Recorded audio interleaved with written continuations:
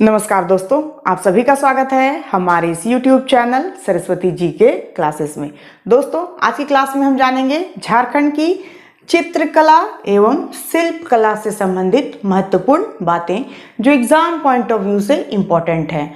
झारखंड की चित्रकला के अंतर्गत हम जानेंगे कोहबर, सोहराय, जादूपटिया, गंजू, भीटी यानी इन सभी चित्रकलाओं से संबंधित उन महत्वपूर्ण बातों को जहां से संभावना बनती है कि एग्जाम्स में क्वेश्चन पूछे जा सकते हैं। साथ ही हम उन पॉइंट को भी शामिल करेंगे या उन तथ्यों को भी शामिल करेंगे जो पिछले एग्जाम्स में पूछे गए हैं। तो आइए शुरू करते हैं आज की क्लास और जानते हैं सबसे पहले झारखंड की चित्रकला से संबंधित महत्वपूर्ण बातों को। सबसे पहले है कोहबर चित्रकला। ये दो शब्दों से मिलकर बना है, कोह और वर। कोह का अर्थ होता है गुफा।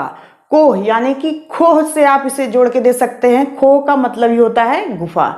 तो कोह वर यानी गुफा, वर मीन्स दूल्हा। यहाँ पे इसका अगर सामान्य अर्थ देखा जाए तो इसका अर्थ हो जाएगा गुफा में विवाहित जोड़ा। क्या हो जाएगा इसका सामान्य अर्थ? कोहबर का सामान्य अर्थ गुफा में विवाहित जोड़ा। इसमें विवाहित महिला द्वारा जो विवाहित महिलाएं होती हैं वो अपने पति के घर में कोहबर कला का चित्रण करती हैं।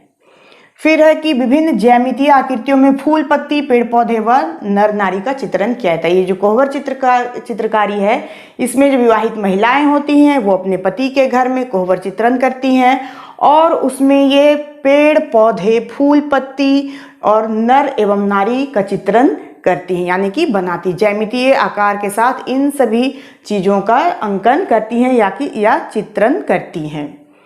ये जो कोहबर चित्रकारी है ये किस जनजाति में प्रसिद्ध है? तो ये बिरहोर जनजाति में प्रचलित है। बहुत ही इंपॉर्टेंट है ये क्वेश्चन में ये क्वेश्चन जो है एग्जाम में पूछा गया है कि किस जनजाति में कोहबर चित्रकला सबसे ज्यादा प्रचलित है? तो ये है बिरहोर जनजाति।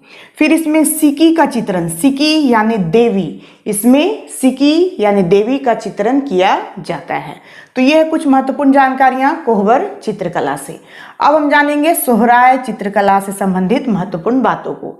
सोहराय जो है, सोहराय पर्व, आपने सोहराय पर्व का नाम सुना ही होगा, जो दीपावली के दूसरे दिन मनाया जाता है। तो इस पर्व से जुड़ी है ये सोहराय चित्रकला। वर्षा ऋतु के बाद घरों की जो लिपाई पुताई की जो शुरुआत होती है, वर्षा ऋतु के कारण जो घरों की जो स्थिति बिगड़ जाती है उसको ठीक करने के लिए जो लिपाई पुताई का जो कार्य शुरू होता है, उसके साथ ही इस चित्रकला की शुरुआत होती है।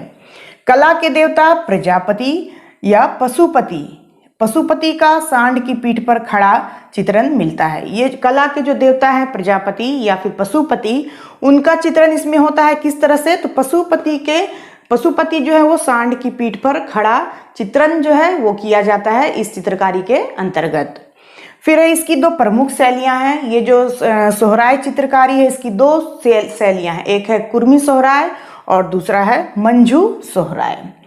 हजारीबाग जिले में अत्यंत प्रसिद्ध ये जो सोहराय चित्रकारी है ये सबसे ज्यादा प्रसिद्ध है कहाँ? तो हजारीबाग जिले में। फिर सोहराय व कोहबर चित्रकला को जीआई टैग यानी कि भौगोलिक संकेतक 2020 में प्रदान किया गया है। ये जो सोहराय और कोहबर चित्रकारी है इसे जीआई टैग मिला हुआ है 2020 में। ये बहुत ही इंपॉर्टेंट है क्योंकि किसी भी क्षेत्र में झारखंड का जो जीआई टैग मिलना जो है ये सबसे पहले इसी सोहराय और कोहबर चित्रकला को मिला है 2020 में। जीआई टैग यानी कि भौगोलिक सांकेतिक किसी भी श्रेणी में प्राप्त होने वाला पहला जीआई टैग है। क्वेश्चन पूछा जा सकता है कि किसी भी श्रेणी में सबसे पहला जीआई टैग किसे दिया गया है? तो ये दिया गया है सोहराय कोहबर चित्रकला को। कब? 2020 ईस्वी में। फिर है कि इसके लिए आवेदन किसने दिया था? इसे जीआई टैग देने का आवेदन किसने दिया था? तो ये आवेदन दिया था सोहराय कला विकास सहयोगी समिति हजारीबाग ने। ये नाम पूछा जा सकता है, इस समिति का नाम पूछा जा सकता है कि किसने दिया था? तो ये दिया था सोहराय कला विकास सहयोगी समिति हजारीबाग ने। फिर एक और इम्पॉर्टेंट है कि सोहराय शब्द की उत्पत्ति, ऐसी मान्यता है कि जो सोहराय शब्द है इसकी उत्पत्ति जो है वो मुंडारी शब्द सोराई, जो मुंडारी शब्द है सुराई, जिसका अर्थ होता है झाड़ूनुमा छड़ी से जानवरों को मारना, तो उसी शब्द से बना है सोहराय। तो ये इम्पॉर्टेंट है, इसलिए मैंने इसे आपको बताया है कि जो सोहराय शब्द है इसकी उत्पत्ति कहाँ से मानी जाती है। तो ये मानी जाती है मुंडारी शब्द है सोराई, जिसका अर्थ होता है झाड़ूनुमा छड़ी से जानवरों को मारना, उसी से ये शब्द निकला है सोहराय। तो ये थी कुछ महत्वपूर्ण जानकारियां सोहराय चित्रकला से। अब है जादो पटिया चित्रकला। ये जो जादो पटिया है ये भी दो शब्दों से बना है। जादो यानी कि चित्रकार एवं पटिया ये है क्या, कागज या कपड़े के छोटे छोटे टुकड़े को जोड़कर बनाया जाने वाला चित्र फलक है ये पटिया। और इस तरह कागज के टुकड़े या कपड़े के टुकड़े को जोड़कर जो उस पर चित्रकारी की जाती है उसे कहा जाता है जादो पटिया। संथाल जनजातियों में ये मुख्य रूप से प्रचलित है। जिस तरह से अभी हम लोगों ने पढ़ा कि जो कोहबर है वो बिरहोर जनजाति के लिए फेमस है, बिरहोर जनजातियों में ज़्यादा प्रचलित है, उसी प्रकार से जादो पटिया जो है वो संथाल जनजातियों में बहुत प्रचलित है। कागज या कपड़े के छोटे छोटे टुकड़े को जोड़कर 15 से 20 फीट, किसी किसी बुक में इसका ये जो डेटा दिया हुआ है ये थोड़ा अलग भी दिया हुआ है, तो कहीं कहीं 15-20 फीट भी दिया हुआ है। तो चौड़े पट्टों पर चित्रकारी की जाती है और प्रत्येक पट्टे पर 4 से 16 तक चित्र बनाए जाते हैं। फिर है कि मुख्य रूप से लाल, हरा, पीला, भूरा व काले रंगों का प्रयोग इस चित्रकारी में किया जाता है। कौन कौन से रंगों का, तो लाल, हरा, पीला, भूरा व काले रंग। फिर है इन चित्रों के रचनाकार यानी इन चित्रों के जो बनाते हैं, जो इसकी रचना करते हैं, उनको संथाली भाषा में जादो कहा जाता है। ये जो चित्र का निर्माण करते हैं, जो चित्रकार होते हैं, उन्हें जादो कहा जाता है। जैसा कि अभी हम लोगों ने पढ़ा जादो का अर्थ क्या होता है, तो चित्रकार, ये संथाली भाषा में कहा जाता है। फिर है इसमें बाघ देवता एवं जीवन के बाद के दृश्यों का अंकन किया जाता है। ये जो जादू पटिया है इसमें बाघ देवता के साथ साथ किसका अंकन किया जाता है, तो जीवन के बाद के जो दृश्य हैं उनका अंकन जो है इसमें किया जाता है जादू पटिया में। फिर ये दुमका जिले में अत्यंत प्रसिद्ध है। अभी हम लोगों ने पढ़ा हजारीबाग के बारे में कि ये जो आपका सोहराय है वो हजारीबाग में ज़्यादा फेमस है। उसी प्रकार से सोहराय जो है हजारीबाग में ज़्यादा फेमस है। उसी प्रकार से ये जो आपका जादू पटिया है ये दुमका जिले में अत्यंत प्रसिद्ध है। फिर आता है गंजू चित्रकला। इसमें पशुओं, वन्य तथा पालतू जानवरों एवं वनस्पतियों की तस्वीरें बनाई जाती हैं। इस चित्रकला के माध्यम से संकटग्रस्त जानवरों को रीति रिवाजों में दर्शाया जाता है। ये जो है गंजू चित्रकला, इसमें पशुओं, वन्य जीव तथा पालतू जो जानवर या वनस्पति होते हैं उनकी तस्वीरें बनाई जाती हैं और साथ ही जो संकटग्रस्त प्राणी हैं, जो संकटग्रस्त जानवर हैं, उनको रीति रिवाजों में दर्शाया जाता है इस चित्रकला के माध्यम से। तो ये है गंजू चित्रकला। ये एग्जाम्स में क्वेश्चन यहाँ से पूछा गया है। फिर है भीति चित्रकला। ये जो भीति चित्रकला है ये संथाली समुदाय, आदिवासी समुदाय में अत्यंत प्राचीन समय से चली आ रही है भीति चित्रकला। इसका स्रोत ऐसा माना जाता है कि इसका जो मूल स्रोत है वो चाय चापा जो क्षेत्र है संथालों का, वहीं से इसकी उत्पत्ति मानी जाती है, चाय चंपागढ़ से। इसके दो क्षेत्र हैं, यानी ये जो भीति चित्रकला है इसके दो पार्ट हैं, दो क्षेत्र हैं। एक है संथाल परगना क्षेत्र जिसमें जो संथाल परगना का जो भीति चित्रकारी है उसमें प्राचीनता का भाव झलकता है। और जो छोटा नागपुर क्षेत्र है भीति चित्रकला का, उसमें आधुनिकता का भाव देखने को मिलता है। इस तरह से इस चित्रकला के दो क्षेत्र हैं, एक है संथाल परगना जो प्राचीनतम है और दूसरा है छोटा नागपुर जो कि आधुनिकता से जुड़ा हुआ है।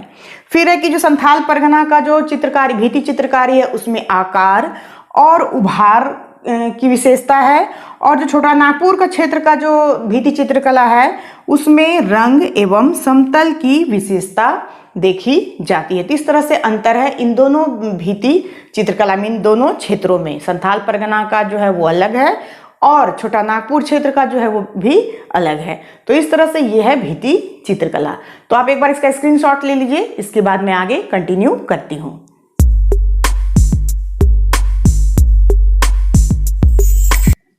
तो मैं उम्मीद करती हूँ दोस्तों कि आप लोगों ने स्क्रीनशॉट ले लिया होगा। तो आइए कंटिन्यू करते हैं। अब है पैटकर चित्रकला।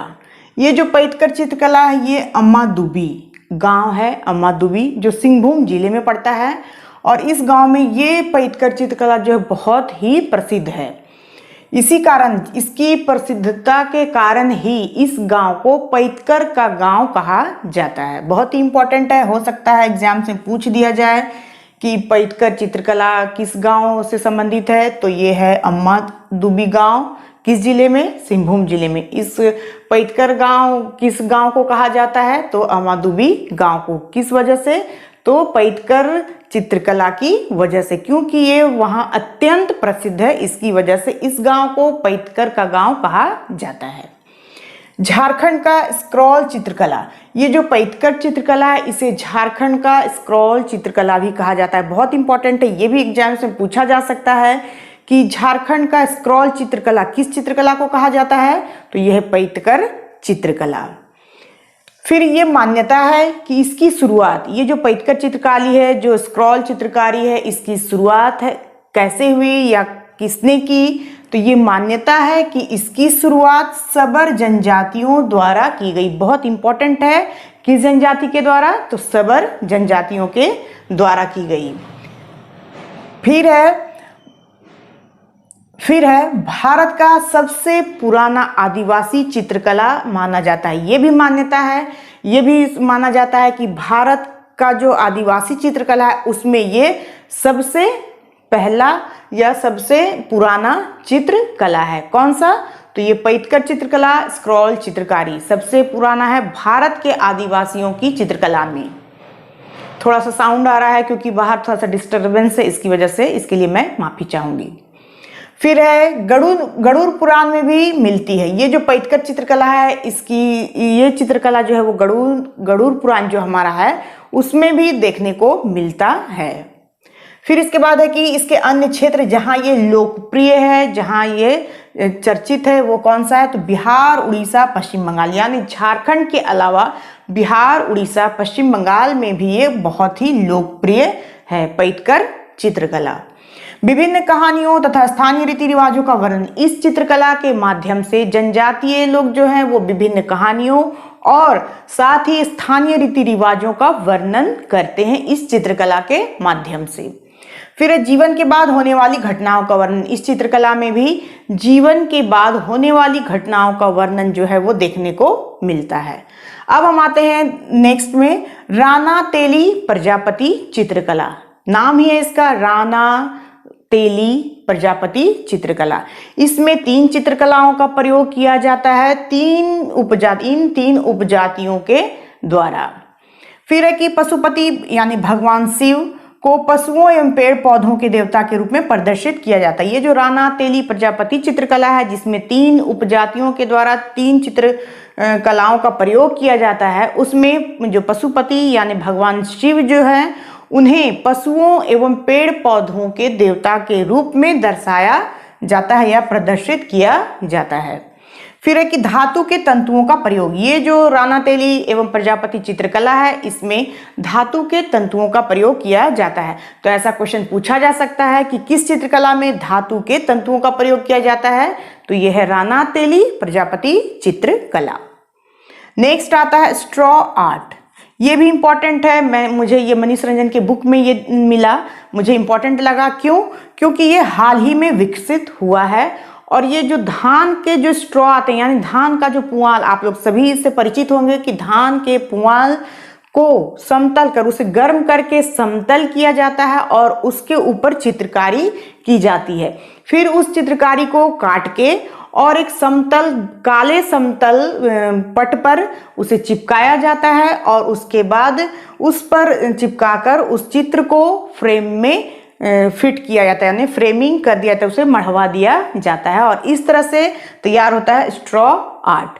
यानी जो पुआल होते हैं, जो धान के जो पुआल होते हैं, स्ट्रॉ होते हैं, उनको हल्का गर्म करके उसको समतल किया जाता है और उसके ऊपर चित्रकारी की जाती है और जो चित्र उकेरे जाते हैं उस पुआल के ऊपर उसको कटिंग किया जाता है। फिर उस जो चित्र बनाया जाता है कटिंग करके निकाला जाता है उस चित्र को और उसे किसी समतल ब्लैक पृष्ठ जो उसकी जिसकी भूमि काली हो उस पे उस स्ट्रॉ को, उस डिजाइन को जो काट के निकाला गया है पुआल से, उसे उस पर चिपकाया जाता है और फिर उसे फ्रेमिंग कर दिया जाता है, यानी कि उसे मढ़वा दिया जाता है और इस तरह से तैयार होता है स्ट्रॉ आर्ट।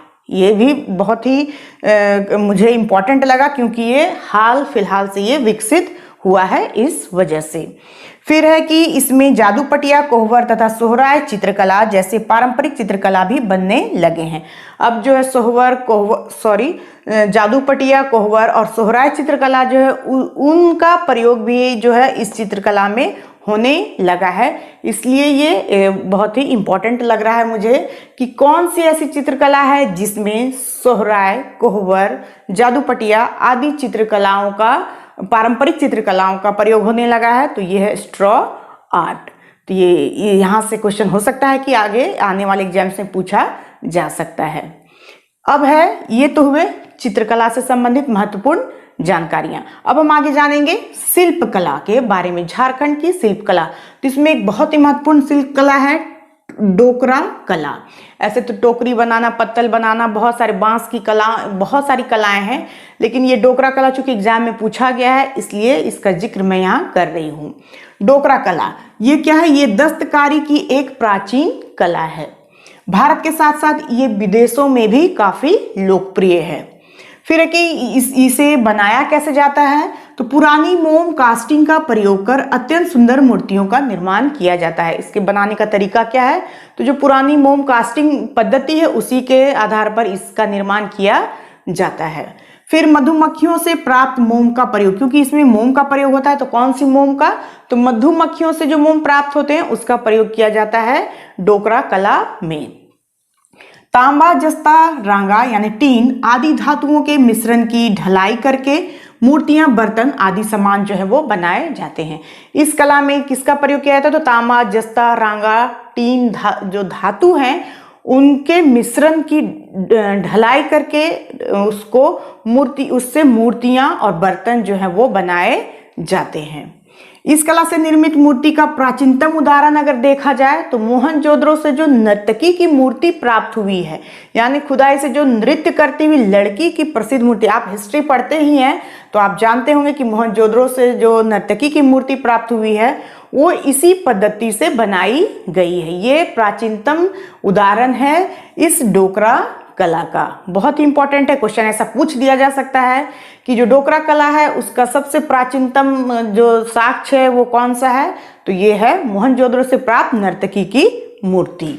फिर है कि इस कला का संबंध जो है वो मलार जाति से है। ये भी एग्जाम में क्वेश्चन कहीं पूछा गया है कि जो डोकरा कला है वो किस जाति से संबंधित है? तो ये मलार जाति से संबंधित है। इसे घड़वा कला भी कहा जाता है। डोकरा शिल्प कला जो है इसे घड़वा कला भी कहा जाता है। बाजार की अनुपलब्धता के कारण इस कला का अस्तित्व जो है अब खतरे में है।